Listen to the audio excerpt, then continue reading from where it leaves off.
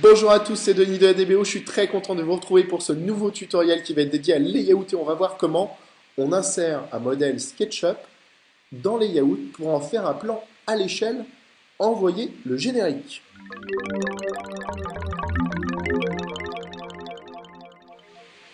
Alors la première des choses qu'on a à faire, c'est à préparer notre modèle SketchUp. Donc dans ce modèle qui nous a été préparé par Bruno, on voit qu'il a été de manière très intelligemment préparé des scènes où on voit chacune des vues qu'on va vouloir retrouver dans notre layout.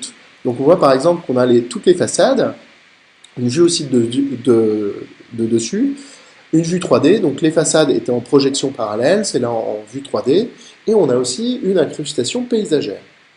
Bref, une fois qu'on a préparé toutes nos vues, on va dans Fichier, Enregistrer, puis enfin, une fois que le fichier est enregistré, on va dans Fichier, Envoyer dans Layout.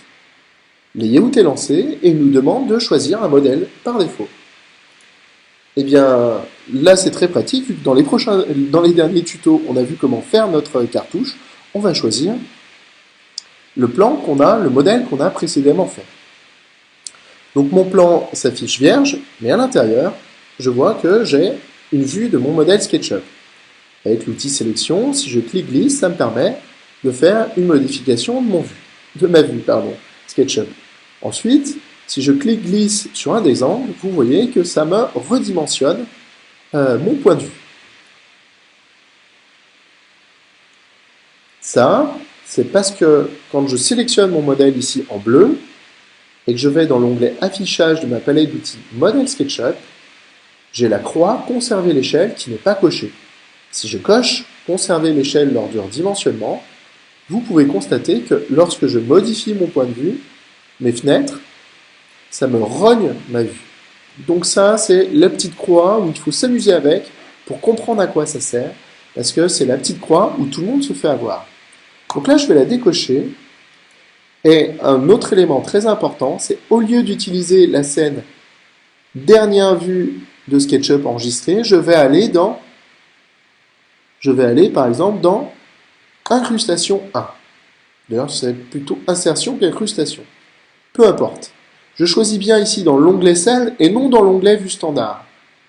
En fait, votre objet SketchUp ici, vous pourrez mettre sur votre plan A4 n'importe quelle vue de SketchUp, même une vue qui n'est pas dans une scène.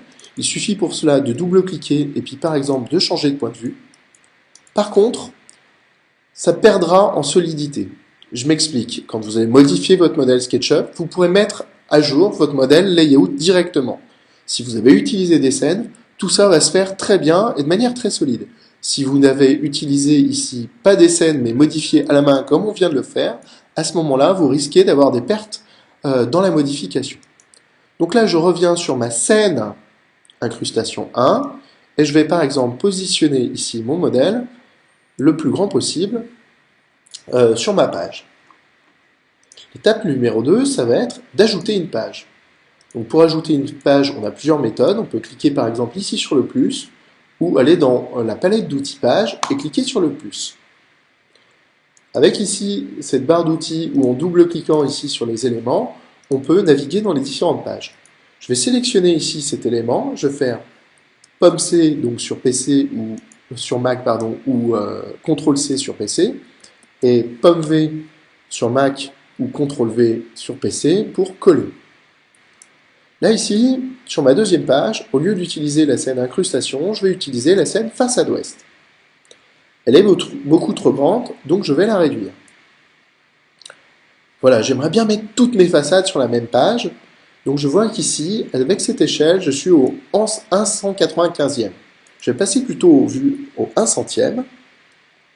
On voit que de base, à partir du moment où je suis sur une projection ortho, il me coche la croix, conserver l'échelle lors du redimensionnement. Et ici, ça me permet d'ajuster ma scène au mieux. Maintenant, on va voir comment on copie. Donc tout à l'heure, on a vu qu'on pouvait faire copier-coller, CTRL-C, CTRL-V ou Pomme-C, Pomme-V. Et on va voir que le plus pratique, c'est avec l'outil sélection. Je maintiens Alt enfoncé sur Mac, CTRL sur PC, et je clique glisse sur mon modèle. Il ne reste plus que maintenant à choisir une autre façade. Je sélectionne par exemple les deux, je clique-glisse sur mon modèle.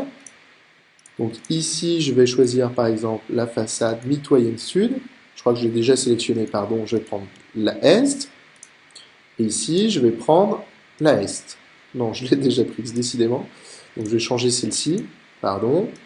Et je vais prendre la façade nord. Donc c'est pas un projet dont j'ai la réalisation, donc c'est pas super simple vu que c'est pas moi qui ai fait le modèle.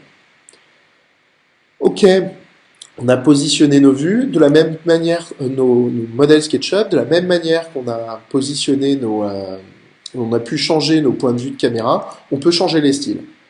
Mais c'est comme je l'ai dit tout à l'heure, il vaut bien mieux les avoir paramétrés dans SketchUp. Ok, j'ai mes 4 objets, on va pouvoir faire une cotation à l'échelle, on voit qu'ils sont tous au 1 centième sur 1,4, et on verra ça dans un prochain tutoriel.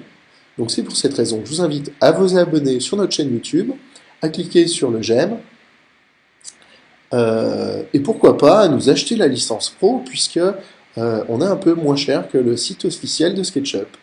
Donc d'ailleurs le lien sera sûrement dans les commentaires de YouTube. Je vous remercie de votre attention, à bientôt pour de prochains tutos.